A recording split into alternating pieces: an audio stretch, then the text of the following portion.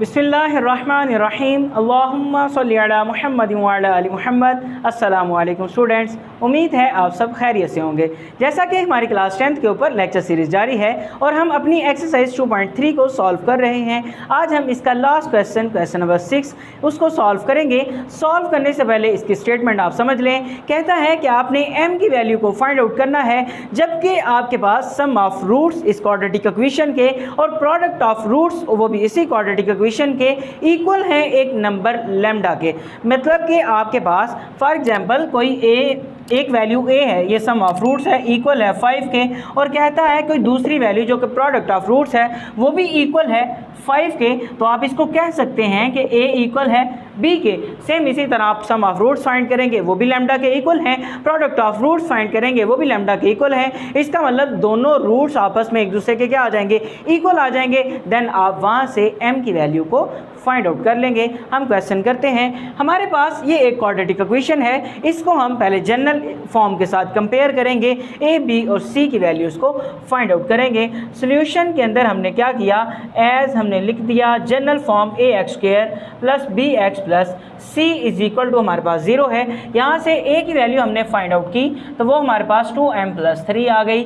b की value को हमने फाइंड आउट किया तो वो 7m माइनस 5 आ गई।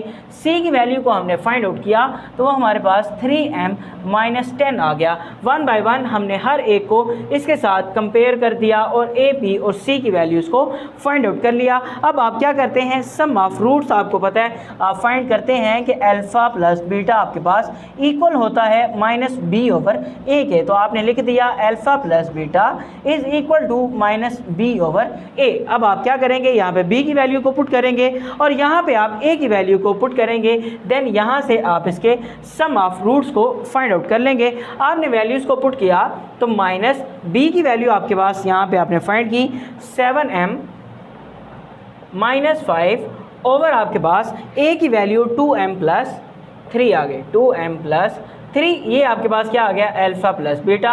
अगर आप माइनस इसके ऊपर अप्लाई कर दें तो ये आपके पास बन जाएगा माइनस 7m प्लस 5 ओवर आपके पास 2m प्लस 3 बन जाएगा। आप चाहें तो 5 को पहले लिख लें और 7 को बाद में लिख लें ताकि प्लस वाली पहले आ जाए माइनस वाली बाद में, नहीं तो आप ऐसे भी लिखा रहने दें तो कोई फ़र्क नहीं पड़ता। ये आपने फाइंड आउट कर लिया इसका सम ऑफ रूट्स। अब आपने फाइंड आउट करना है इसका product of roots. Product of roots find किए तो वो आपके पास अल्फ़ा बीटा इक्वल होता है c ओवर a के। वैल्यूज़ को पुट किया, c की वैल्यू है आपके पास 3m माइनस 10 ओवर a की वैल्यू है आपके पास 2m प्लस 3। ये आपके पास आ गया अल्फ़ा बीटा। आपने इसका सम ऑफ रूट्स भी फाइंड कर लिए और आपने इनके प्रोडक्ट इस इक्वेशन के प्रोडक्ट ऑफ रूट्स को भी फाइंड आउट कर लिया। लेकिन फाइंड जो आपने असल में करना है वो तो m की वैल्यू है।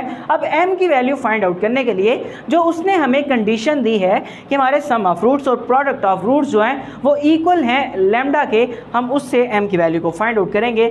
अकॉर्डिंग टू आपने लिख दिया अकॉर्डिंग टू डबल सी आएगा, according to given equation given condition according to given condition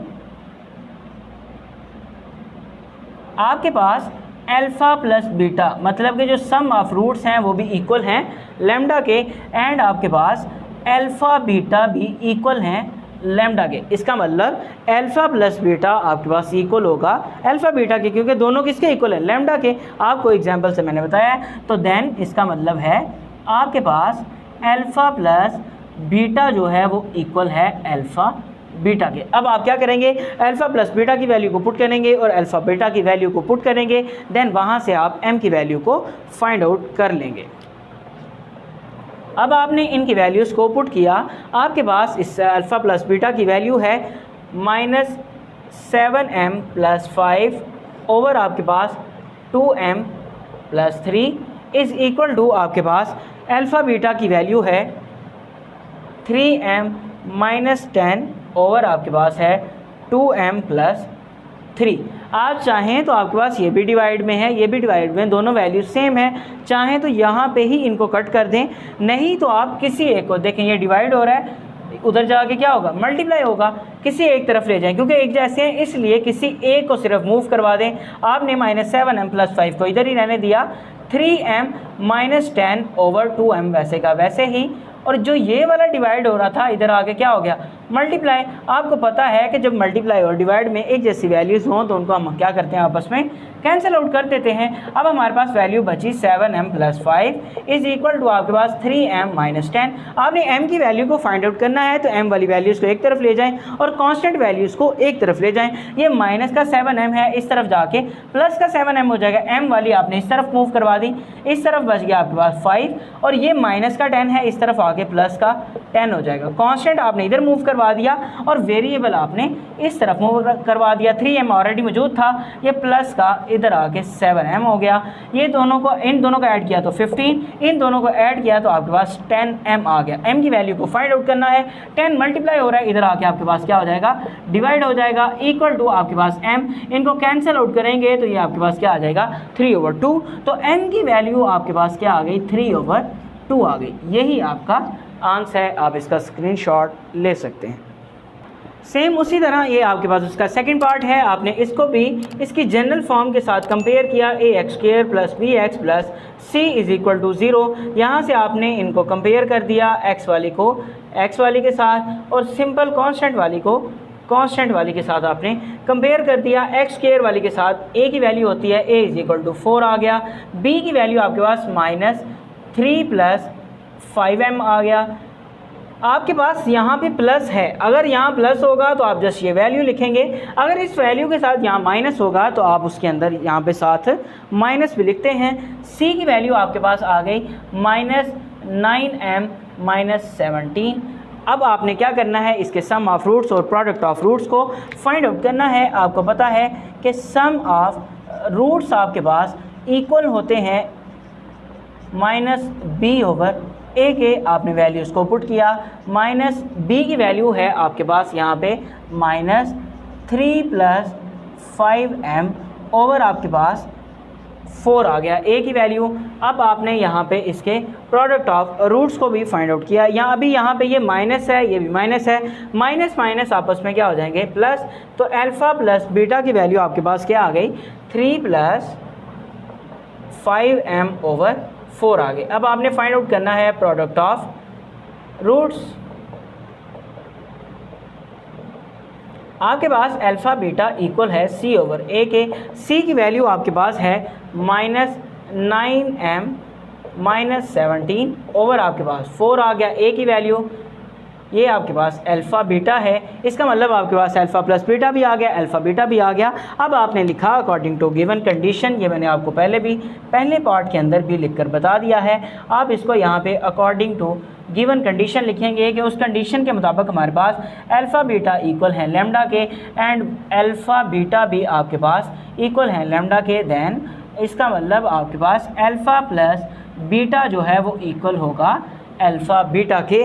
तो अब आप इनकी वैल्यूज़ को पुट कर देंगे। अल्फ़ा + बीटा की वैल्यू है आपके पास 3 + 5m/4 = आपके पास -9m - 17 ओवर आपके पास क्या है जी 4। ये 4 इस 4 के साथ कैंसिल आउट हो जाएगा। अब इस माइनस को इसके ऊपर अप्लाई कर दें। लेफ़्ट हैंड साइड आपके पास 3 + 5m same as it is आ जाएगी। अब इसको माइनस अप्लाई करें, ये प्लस का है, -9m हो जाएगा, माइनस प्लस माइनस, और ये माइनस माइनस प्लस का 17 हो जाएगा आपके पास। अब m वाली वैल्यूज़ को एक तरफ ले जाएं और दूसरी वैल्यूज़ को आप एक तरफ। कोशिश किया करें कि आप पॉजिटिव में जाएं। अब ये नेगेटिव की है, इधर आके पॉजिटिव हो जाएगी, तो आपने क्या किया, 5m इधर है, ये प्लस माइनस का इधर आके प्लस का 9m हो गया।